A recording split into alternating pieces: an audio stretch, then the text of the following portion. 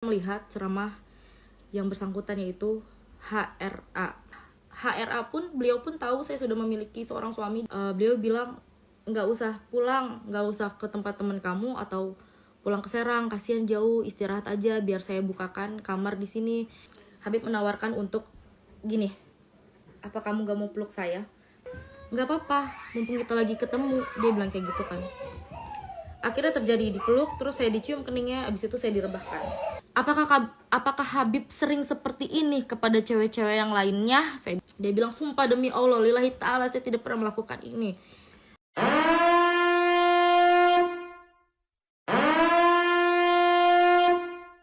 Assalamualaikum, nama saya Ratu Kori. Di sini saya mau meluruskan apa yang sudah saya upload sebelumnya. Jadi biar gak ada kesalahpahaman atau bagaimana. Pertama-tama saya benar-benar meminta maaf kepada keluarga besar suami saya, terutama suami saya. Dan saya juga meminta maaf kepada keluarga besar saya pribadi, serta teman-teman yang sudah melihat video ini, siaran langsung ini, atau terlibat dalam kasus ini. Jadi yang seperti kalian tahu, saya adalah penderita gangguan mental sejak tahun 2023. Pada saat itu saya berdomisili di Sumatera Utara. Nah, ketika itu saya memang sudah berhijrah, namun memang ada permasalahan keluarga dengan suami saya. Jadi yang namanya perempuan dan memiliki gangguan mental, saya di situ melihat-lihat ceramah di sosial media. Kemudian saya melihat ceramah yang bersangkutan, yaitu HRA. Kalian bisa tahu siapa beliau gitu. Jadi beberapa ceramah itu sudah saya lihat, kemudian saya tertarik terhadap ceramahnya. Yang namanya saya sebagai jemaah, saya itu memberi salam di Instagram gitu kan. Saya memberi salam kepada beliau, Assalamualaikum, dan kemudian beliau balas dengan sangat baik. Singkatnya, kami di situ sudah berbincang-bincang mengenai bagaimana cara menjadi seorang istri dan ibu yang baik. Karena saya pada saat itu benar-benar ingin mendapatkan siraman rohani, karena kondisinya benar-benar saya drop mental, saya kurang kasih sayang suami gitu. Jadi saya benar-benar membutuhkan siraman rohani gitu, benar-benar dari agama gitu. Pada kesempatan itu kami berbincang, HRA pun, beliau pun tahu saya sudah memiliki seorang suami, dan beliau bilang kapan-kapan boleh bertemu sama suaminya juga, tapi itu hanya rencana saja. Kemudian di bulan akhir Mei itu saya itu pulang ke Serang, Banten. Kemudian saya bilang ke beliau, kapan ada kajian di Jakarta, saya mau ikut kajian di Jakarta karena agar membuka pikiran saya juga dan menenangkan hati saya. Beliau bilang nanti di tanggal sekian ada, namun itu bukan jadwal kajian. Dia bilang saya pulang dari kajian di Banjarmasin, kita bisa ketemu, dia bilang seperti itu. Yang namanya jemaah yang benar-benar mengagumi, ya saya karena ada waktu, ya saya menyempatkan diri untuk bersilaturahmi gitu kan. Nah, sebelumnya saya juga memberitahu kepada teman-teman bahwasannya Habib itu tidak memfollow saya, tapi selalu men-stalk Instagram saya gitu. Jadi saya bikin story, beliau selalu melihat gitu. Saya bikin story, selalu melihat gitu kan. Jadi memang beliau juga mungkin maksudnya menganggap saya gitu, memang menghargai saya gitu kan. Nah, pada tanggal 9 Juni itu saya bertemu di satu daerah Jakarta. Saya pergi dari Serang sekitar sore, dan saya nyampe itu maghrib. Dan saya bilang bahwa saya sudah sampai di restonya. Beliau bilang, ini saya tegaskan, saya luruskan bahwa saya itu pertama kali ketemu beliau itu bukan di kamar hotel. Jadi saya itu ketemunya di restoran. Jadi restorannya itu berada di satu hotel gitu loh. Terus saya berbincang-bincang, saya pikir itu saya bertemunya itu dengan banyak kawan-kawan beliau gitu. Ternyata beliau sendiri, saya pun sendiri gitu kan. Di situ pun kami berbincang-bincang, di situ banyak orang yang melihat juga bahwa kami ngobrol, tidak ada penyimpangan sama sekali. Beliau duduknya benar-benar jaraknya jauh dengan saya, dan situ ada saksinya, pelayan restorannya gitu kan. Sebentar ya teman-teman, saya nggak bacain komentarnya dulu. Nah kemudian kami berbincang-bincang selama 2 jam. Beliau itu lebih menceritakan tentang dirinya gitu kan, dari nol dia sebelum berkarir sampai di detik saat itu gitu kan. Jadi saya juga banyak mendengarkan kisah-kisah beliau, saya merasa tertarik juga, saya juga merasa bangga gitu terhadap cerita beliau sampai akhirnya menjadi di titik seperti itu. Kemudian setelah berbincang selama 2 jam itu, Habib menanya kepada saya mau pulang kemana. Kebetulan kan saya dari Serang, Banten, dan saya bilang saya rencana mau tidur di Kramat Jati, tempat kawan saya namanya Milea. Saya bilang seperti itu. Terus beliau bilang nggak usah pulang, nggak usah ke tempat teman kamu atau pulang ke Serang, kasihan jauh, istirahat aja biar saya bukakan kamar di sini. Saya namanya baru kenal juga, terus dia adalah seorang Habib. Saya demi Allah saya nggak mau merepotkan beliau. Saya di situ ada sempat penolakan, tidak usah, terima kasih Bib, saya bilang kayak gitu kan. Saya tidur di tempat teman aja, saya juga nggak bawa pakaian ganti, paling nanti minjem baju ke teman saya bilang gitu. Terus beliau bilang nggak apa-apa, nanti saya bukakan kamar barunya. Ya beliau ngomong gitu, saya juga nggak menolak gitu kan, karena memang perjalanan apa sih ini Kak, bukan apa-apa, keluar aja. Abis itu saya ya yang namanya ditawarin kamar, terus ya udah saya gitu kan. Nah akhirnya beliau kasih akses kamarnya itu kepada saya pikir saya terima. Saya pikir kamar itu adalah hak untuk saya pribadi karena beliau sudah ngasih ke saya. Kemudian beliau masuk ke kamarnya, saya juga masuk ke kamar saya. Beberapa menit kemudian itu saya sedang berbincang-bincang di handphone sama keluarga saya, tiba-tiba saya nyeletuk gini, kok bisa masuk? Saya bilang kayak gitu. Ternyata kalian mau tahu, nah Habib itu masuk tanpa ketok terlebih dahulu. Saya di situ shock. Berarti dia memegang satu aksesnya. Berarti ada kan di hotel itu ada yang dapat 2 akses, ada yang cuma 1 akses. Nah di situ ternyata dapat 2. Saya nggak tahu bahwa beliau memegang 1 aksesnya. Saya juga berpikir seperti ini, walaupun saya shock gitu kan, saya ini nggak tahu nih maksud beliau tanpa ngetok itu apa gitu. Kalau saya di situ posisinya saya lagi ganti baju, tiba-tiba beliau masuk, gimana perasaan kalian? Pasti shock juga dong. Jadi di situ, tapi di situ untungnya saya nggak lagi ganti baju atau bagaimana ya. Dan saya juga tahu diri itu kamarnya beliau gitu kan, beliau yang bayar gitu. Ketika itu pas beliau masuk ya saya persilahkan bahwa ini bukan sepenuhnya kamar saya persilahkan beliau untuk duduk di kursi yang berbentuk sofa gitu. Nanti ada fotonya kursi gitu. Beliau duduk di situ, saya duduk di kasur. Saya juga benar-benar menjaga jarak. Saya itu gini ya, walaupun saya senang gitu, walaupun saya sadar diri, saya juga tahu bahwa beliau ini seorang Habib gitu kan. Saya ini benar-benar berkata-kata aja tuh benar-benar di sharing, benar-benar takut gitu, nggak mau yang salah-salah ngomong atau bagaimana. Walaupun beliau bilang santai aja gitu kan, santai aja.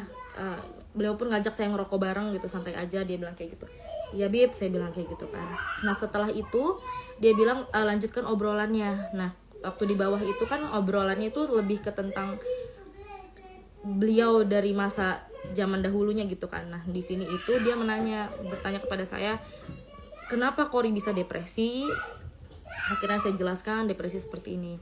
Dan tiba-tiba beliau ngajak saya untuk usaha bareng karena beliau tahu saya sebelumnya memiliki usaha dan itu jalan cukup mulus. Nah jadi saya itu ngasih tahu kan bahwa modalnya sekian Bib gitu kan, penghasilannya sekian. Nah beliau itu benar-benar yang antusias, benar-benar antusias. Saya sebagai orang wanita ya, ini kita jangan membicarakan Habib dulu.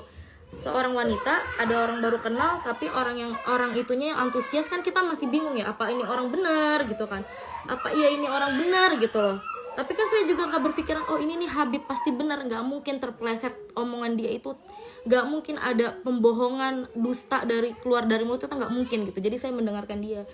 Beberapa kali dia minjem handphone saya untuk mengkalkulasikan gimana itu nanti modalnya itu. Dan dia itu bener-bener, kalian tahu gak, yang antusias banget, Kori kamu harus buktikan kalau kamu bisa, dia bilang kayak gitu. Jangan stres lagi, kita usaha. Dia itu Jadi dia tuh tidak ngasih modal cuma-cuma, tapi dia bilang kita usaha bagi hasil begitu. Jadi kan saya juga ya sudah Bib, oke baik gitu kan. Saya juga nggak mungkin saya nggak ada berpikiran macam-macam gitu. Demi Allah nggak ada pikiran macam-macam. Kalau saya mau berpikiran macam-macam, saya di situ udah foto-foto beliau gitu kan. Saya video-video yang saya story-story, saya nggak ada. Saya di situ bener-bener dari Serang Banten ke Jakarta itu pure mau sharing tentang agama, tentang apapun itu yang saya mau pertanyakan, karena saya itu benar-benar manusia yang depresinya parah, depresi akut. Saya sampai minum obat penenang yang dosisnya besar. Jadi sekali lagi saya tidak ada niat apapun kepada Habib. Saya juga berpikir bahwa dia adalah seseorang yang baik. Setelah beberapa menit ngobrol itu ya, Habib menawarkan untuk gini, apa kamu gak mau peluk saya? Saya bingung gini. Enggak Bib, makasih, saya risih, saya bilang kayak gitu. Enggak apa-apa, mumpung kita lagi ketemu, dia bilang kayak gitu kan. Akhirnya terjadi dipeluk, terus saya dicium keningnya, abis itu saya direbahkan. Sebenarnya gini ya, saya tuh nggak mau menceritakan detailnya, karena itu kalau misalkan dibutuhkan untuk suatu saat nanti dibutuhkan untuk di proses hukum atau bagaimana baru saya ceritakan. Jadi kalau untuk dikonsumsi publik ini saya nggak mau menceritakan detailnya. Yang pasti terjadilah gitu. Saya juga sudah 3 kali penolakan. Saya bilang penolakannya dalam bentuk seperti ini ya. Saya bilang kan saya risih, tidak mau, jangan sampai gitu. Saya bertanya seperti ini, apakah Habib sering seperti ini kepada cewek-cewek yang lainnya? Saya bilang seperti itu. Itu dasar penolakan saya ya. Secara bukan saya bilang jangan Habib, jangan, nggak mau. Memang mungkin salah saya di situ, saya nggak langsung memberontak atau bagaimana, tapi saya ini masih menjaga dia tuh seorang Habib. Saya tuh pengen menolak juga secara halus gitu ya, gitu, paham nggak? Saya menanya sampai 3 kali, apa Habib sering melakukan seperti ini? Aku bilang seperti itu kan. Dia bilang sumpah demi Allah, lillahi ta'ala, saya tidak pernah melakukan ini. Akhirnya sudah terjadilah seperti itu. Tidak berlangsung lama sudah ya. Kalau ditanya apakah saya menikmati atau enggak, tidak sama sekali, karena di situ benar-benar saya merinding, semerinding-merindingnya, dan ya sudahlah, saya tidak bisa berkata-kata. Setelah kejadian itu lanjut ngobrol lagi, tapi beliau itu merasa seakan-akan tidak terjadi apa-apa gitu. Saya kan bengong ya, astagfirullah gitu dalam hati saya ini pengen jadi orang bener loh gitu. Saya ini di sini niat datang nih nggak mau begini loh gitu loh, ngerti, paham nggak sih kalian? Tapi beliau meyakinkan saya lagi, udah Kori, mulai saat ini kita bangkit. Doakan Habib, minggu depan kita buka usahanya. Ajak suamimu, dia bilang kayak gitu. Padahal aku udah bilang, aku udah gak baik-baik lagi sama suamiku, aku bilang kan. Tapi Habib bilang, ajak suamimu. Setelah apa yang dia lakukan kepada saya, dia bilang, ajak suamimu. Saya sebagai orang yang sudah maaf-maafnya sudah dipakai, wajar dong saya bertanya, kenapa harus sama suami saya? Bukannya saya sudah seperti ini ya sama Habib gitu kan. Dia bilang, jangan Kori, lebih baik kamu membuka usaha ini bareng-bareng sama suami kamu. Saya mau kamu dengan suami baik-baik saja, saya juga mau baik-baik saja dengan istri saya. Saya mau di lain kesempatan, saya mau ngenalin kamu ke istri saya, bahwasannya kamu adalah seorang jemaah yang saya percayakan untuk berbisnis dengan saya. Beliau bilang seperti itu. Dan saya bingung, kok maksudnya gimana Bib? Kita selingkuh di belakang apa bagaimana? Ya kurang lebih seperti itulah, kalian paham. Dia pengennya saya baik-baik aja dengan suami, dia pun sama istri begitu, tapi di lain waktu kalau kita berjumpa ya seperti itu lagi gitu. Saya merasa astagfirullah dalam hatiku kan, tapi udahlah namanya. Di situ kita menyerap apa yang kita dapat, tapi kita diam aja dulu karena di situ kan Habib masih baik. Dan Habib bilang, saya mau ke kamar dulu, dia bilang kayak gitu kan. Nah aku pun izin, Bib, saya mau izin bahwa saya ingin ngajak teman saya untuk tidur di sini, namanya Milea. Habib mengizinkan, silahkan untuk menemani kamu tidur di sini. Ya terima kasih semuanya. Kemudian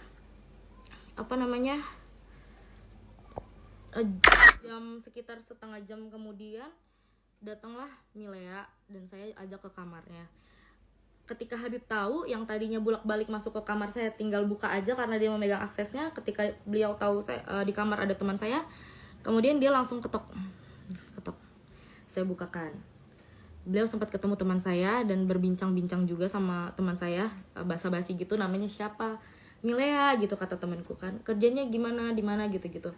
ya Milea nanti ikut aja sama Kori, nanti Habib mau modalin Kori, Milea bisa ikut sama Kori, bisa usaha. Karena di situ maafnya Milea ya, Milea juga posisinya memang janda gitu kan, jadi Habib pun kayaknya mensupport untuk itu gitu kan. Nah setelah itu beliau berpamitan untuk pulang, balik lagi ke kamarnya. Malam itu beliau pulang ke Kuningan dan saya juga mempersilahkan. Jadi malam itu sudah selesai gitu, malam itu sudah selesai. Nah setelah itu besoknya demi Allah Rasulullah saya merasa bersalah. Saya langsung chat suami saya bilang, ya kita berpisah aja. Kenapa saya bilang berpisah aja? Karena saya udah dilecehkan. Saya tuh udah, walaupun saya nauzubillah midaliknya ya, walaupun saya yang mau, berarti saya sudah melukai hati suami saya dong gitu ya, menduakan dia. Jadi saya di situ demi Allah masih ada buktinya. Di esokan harinya saya minta ditalak di hari itu juga ditalak oleh suami saya. Tapi suami saya belum tahu bahwasannya saya diperlakukan seperti itu gitu kan. Esokan harinya Habib masih ngechat saya gitu. Dia pun selalu ngomongnya gini loh, saya kan selalu pengen tahu kabar beliau gitu, tapi beliau responnya, Kori doakan saja minggu depan semoga cair gitu-gitu. Jadi beliau itu lebih ke menenangkan saya untuk kita usahanya jadi nih, doakan Habib gitu. Padahal saya itu nggak ke situ arahnya gitu loh, saya nggak ke situ. Saya tuh minta pertanggungjawaban, saya hancur loh sama suami saya gitu, saya sekarang jadi janda loh gitu. Terus ya dia sama istrinya baik-baik aja gitu kan. Terus akhirnya udah nih ceritanya beliau juga di sini ada nanya kayak, Kori where are you gitu kan, mungkin dia mau ketemu lagi dengan saya gitu kan. Ada yang ngechat aku tuh di tanggal 22 Juni, Assalamualaikum Kori where are you, di sini kan. Aku bilang aku baru pulang sampai Serang. Aku bilang Habib di Jakarta, dia bilang Habib di Bekasi, ini sore juga balik ke Kuningan. Dan dia ada nelpon 11.04 berakhir 11.06, 2 menit itu dia bilang lagi, Kori doakan Habib usahanya semoga bisa langsung dibuka. Dia bilang kayak gitu kan. Dia selalu bilang usaha. Yang mana saya itu benar-benar enggak mengharapkan itu gitu. Saya enggak mengharapkan itu. Saya cuman, ya Allah, ini kehidupan gue selanjutnya bagaimana ini, ya Allah gitu loh. Paham gak sih guys? Di tanggal 25 Juni dia bilang, Assalamualaikum Kori, Habib boleh minta nomor rekeningnya. Insya Allah pulang dari Banjarmasin udah boleh mulai, insya Allah doain aja ya. Tuh lagi-lagi untuk usaha, ya udah gitu kan. Kalau dia memang ada niat untuk bertanggung jawab, ibaratnya gini, saya sudah menjandakan seorang perempuan, saya akan bertanggung jawab untuk kasih modal. Mungkin itu tanggung jawab dia, sebisa dia seperti itu gitu kan ya. Terus akhirnya di tanggal 30 Juni dia minta saya untuk, Kori minta nomor HP-nya boleh. Yang sebelumnya itu memang kita tidak pernah chattingan di, maafnya, WA, di Line, di yang lain sebagainya, hanya di Instagram gitu kan. Tapi beliau tidak ngechat saya sama sekali. Singkat cerita, suami saya tahu kejadian kebenarannya seperti apa. Suami saya langsung terbang ke Jakarta dari Medan, ninggalin usahanya. Tuh usaha dia ditinggalin. Gak ada ya, demi Allah gak ada suami yang rela istrinya digituin. Coba kalau misalkan ada kalian di sini, para laki-laki yang rela istrinya digituin, hebat kalian. Ini suami saya juga menahan-nahan. Suami saya sudah melayangkan somasi kepada pihak yang terkait. Lalu balasannya yaitu adalah fitnah, katanya fitnah gitu kan, bahwa dalil-dalil tersebut fitnah. Sekarang saya bilang ke kalian lagi, demi Allah Rasulullah, mau kita sumpah apapun, dimanapun, dengan siapapun, saya berani bersumpah, asalkan sama beliau. Untuk apa saya menjelek-jelekan diri saya membuka aib saya sendiri, keluarga besar saya malu, keluarga besar suami saya malu. Saya di sini cuma pengen keadilan dan pengen gini loh, gak mau ada korban selanjutnya gitu. Karena sebelumnya Habib juga bilang bahwa dia pernah check in sama janda, dia kasih uang susu untuk anaknya gitu, tapi janda itu malah ngerekam video dan nge-share ke teman-temannya, gua nih diajak check in sama Habib. Nah gitu, saya berpikir berarti bukan cuman saya doang ya ya setelah kejadian itu. Berarti bukan cuman gue doang ya yang diajak check in. Terus itu baru satu yang dia bilang dia speak up, yang lain-lainnya kita nggak tahu. Dan dia pun bilang, dulu itu saya itu terkenalnya sebagai Rifki Bule di Jakarta ini, siapa yang nggak kenal. Setiap tempat clubbing saya masukin itu. Jadi sekarang kita bukan cerita lagi masa lalu ya, saya juga pendosa masa lalu saya. Kalian juga kurang lebihnya tahu saya itu masa lalunya seperti apa, kalian tahu. Tapi di sini masa depan, kejadian hari itu, saya orang yang pengen bener-bener hijrah. Beliau adalah seorang alim ulama tapi melakukan seperti itu. Kalau misalkan ada nih di komen tadi, terus ohnya kenapa mau diiniin apa namanya, kan punya suami, kenapa? Kan gue bilang gue mau pulang nggak boleh dibukain kamar. Gue pikir kamar itu adalah hak pribadi untuk gue, ternyata dia megang satu aksesnya. Di situ kalian udah mikir ada kejahatan apa, ada niat apa yang dia mau lakukan untuk dia megang satu aksesnya itu. Harusnya kalau dia sopan dia ketuk dulu ya. Dari situ aja gue nggak tahu niat dia itu apa. Terus kedua ada yang bilang apa lagi tadi, pokoknya ada yang bilang kenapa mau gitu kan bacaan seorang gini. Kalau dia adalah lelaki biasa, seumpamanya kalian laki biasa terus maaf-maafnya melecehkan, mungkin sudah selesai, bisa baku hantam sama laki gue, selesai. Ini adalah seorang alim ulama yang benar-benar tahu agama, yang dia bilang bahwa perzinahan itu adalah dosa besar gitu kan. Apalagi masing-masing punya pasangan gitu ya, beliau lah yang lebih tahu itu hukumnya seperti apa. Mau ada 1000 perempuan yang gak berbusana di depan dia, kalau memang dia itu adalah benar-benar seorang habib atau alim ulama, dia kasih pakaian, pulang, saya kasih uang, pulang. Gak mungkin dipakai. Dan ini di situ ya posisinya gue demi Allah gak memulai duluan, dia yang memulai duluan. Nanti kalian bisa cek ulang lagi siaran ulang ini gimana ceritanya. Nah setelah itu kita diemin gitu kan, kita diemin, laki gue diemin, tanya jawabnya nanti dulu ya sayang ya. Akhirnya pada tanggal 8 September kemarin, saya mau semuanya itu pakai secara tenang, damai gitu. Saya ngechat, sorry waktu pas itu, pas kejadian itu, pas laki saya kesel itu, memang laki saya itu katanya sempat ngechat istrinya gitu kan. Akhirnya Habib itu ngechat saya panjang lebar, yang tadinya beliau pernah minta nomor WA saya tapi sekata pun dia tidak mengirimkan pesan kepada WA saya. Ketika laki saya udah ngasih tahu ke bininya itu, ke istrinya, dia nelponin saya panjang lebar, dia berkata-kata suami kamu DM istri Habib begini. Maksud saya, jadi WA saya itu cuman diperlukan saat itu aja. Yang sebelumnya dia sudah save sudah lama gitu kan. Jadi sudah ya, masalah WA itu, masalah yang lainnya sudah selesai. Tanggal 8 September saya ngechat adminnya. Saya bilang saya mau menyelesaikan permasalahan ini, karena bagaimanapun juga saya itu yang benar-benar dirugikan. Sampai detik ini saya nggak dapat nafkah dari suami saya. Anak-anak saya itu saya yang nafkahin, saya yang cari uang sendiri. Tapi Habib sampai detik ini dia masih ceramah di mana-mana gitu, orang percaya sama dia gitu.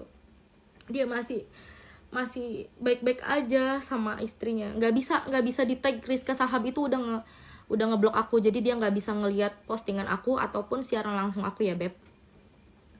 Jadi di tanggal 8 September itu adminnya bilang apapun yang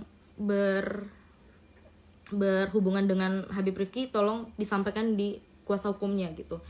Saya chat, ini namanya Bang Imam ya, sebagai lawyer Habib.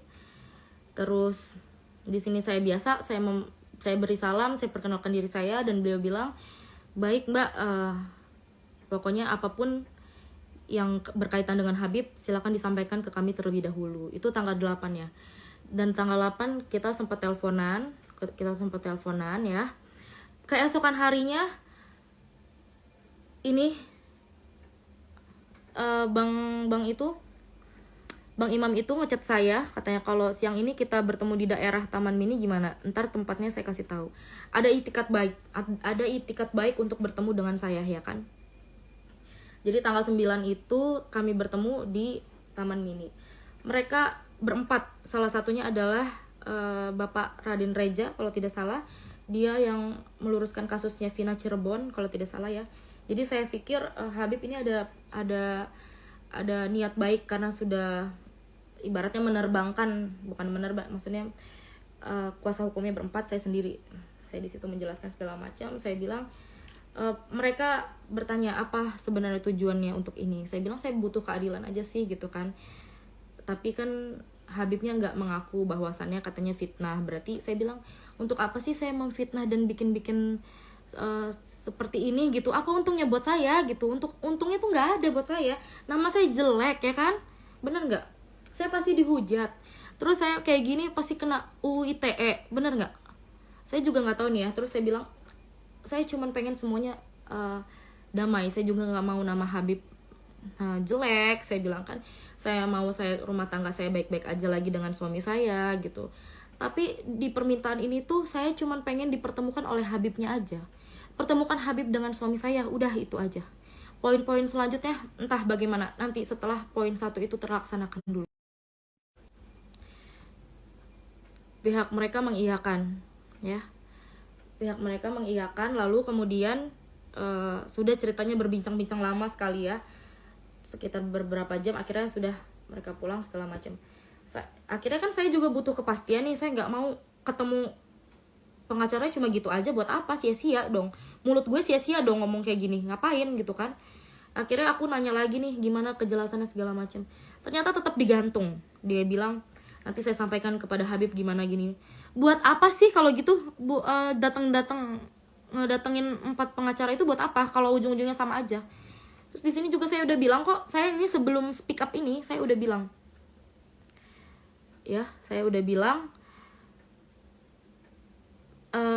saya tegaskan lagi, ini bukan ancaman tapi ini penawaran. Kalian memilih untuk menyepelekan saya dan memilih untuk poin terakhir, terima kasih. Jadi saya ini di sini kalau misalkan nanti dibilang saya pencemaran nama baik atau segala macam, saya nggak terima karena ini saya sudah banyak buktinya.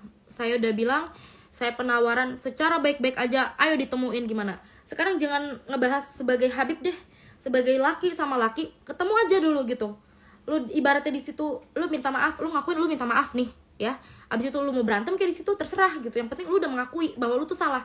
Tapi di situ dia malah bilang bahwa itu adalah fitnah. Wey, ngapain gue fitnah-fitnah? Oke.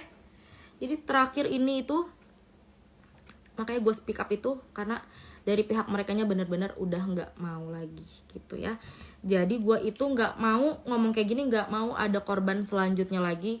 Gue bukan cuman HRA aja ya, mungkin ada banyak oknum-oknum berkedok agama yang melakukan ini. Karena gue juga udah tahu dulu tuh ya, mungkin Habib yang besar itu ya, entah gue nggak mau nyebut nama, pernah bermasalah seperti ini lagi. Ternyata ini adalah ini menimpa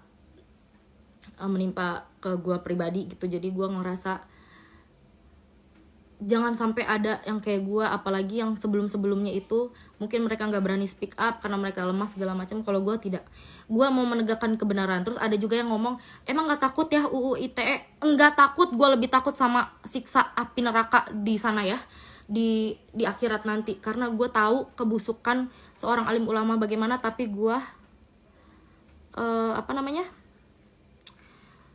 gue malah diem aja gitu, gak speak up apa-apa. Udah sih, intinya gitu aja. Jadi kejadiannya itu memang begitu cepat. Pertama, beliau itu tidak mau mengakui bahwasannya beliau sudah begitu kepada saya gitu kan. Terus janji-janji beliau juga sirna. Terus Kak maaf ketinggalan, emang ketemu di hotel Habib yang ngajak, apa emang kakak minta pengobatan gitu, ngajak mediasi di hotel? Enggak ada, lu dengerin siaran langsung gua. Makanya ini mau gua taruh kan, mending aku Habib dibanding aku Nabi. Bukan alim ulama, dia dukun kelamin. Ya nggak tahu, terserah kalian. Yang penting itu gua sudah menjelaskan sedetail-detailnya, sejujur-jujurnya. Tapi ada beberapa hal yang memang gua tidak sampaikan karena itu adalah privacy dalam arti ketika nanti akan dibutuhkan untuk di pengadilan atau di urusan hukum nanti baru gua jelaskan gitu kan, apa aja, bagaimana ciri-cirinya dia, bagaimana kejadiannya itu detailnya seperti apa, itu akan dijelaskan. Itu biarkan itu adalah urusan saya dengan nanti selanjutnya ya. Lebih hebat Abah Otong daripada Habib itu. Guys, sorry, terima kasih. Aku nggak baca semua, emang nggak aku baca ya. Banyak banget, terima kasih. Tapi di sini kan banyak yang nge-tag Instagram istrinya. Dia sudah ngeblok aku, jadi dia nggak bisa ngakses Instagram aku juga. Jadi yang mau share siaran langsung ini boleh, terima kasih. Terima kasih banyak turut bersimpati dengan masalah Murad. Terima kasih banyak teman-teman yang udah support. Intinya aku minta keadilan dan jangan sampai ada korban selanjutnya, entah Habib-Habib yang lain atau memang Habib ya dia sendiri gitu. Saya tidak mau ada korban selanjutnya. Jadi terima kasih banyak teman-teman. Mohon doanya dan bantu support sampai kita bisa membuktikan bahwa keadilan itu harus benar-benar ditegakkan. Kalau dia kasih pasal UU ITE, kamu kasih pasal juga pelecehan pembohongan. Siap. Terima kasih teman-teman. Intinya yang mau denger dari awal, Kori simpan di Instagram. Terima kasih. Assalamualaikum warahmatullahi wabarakatuh.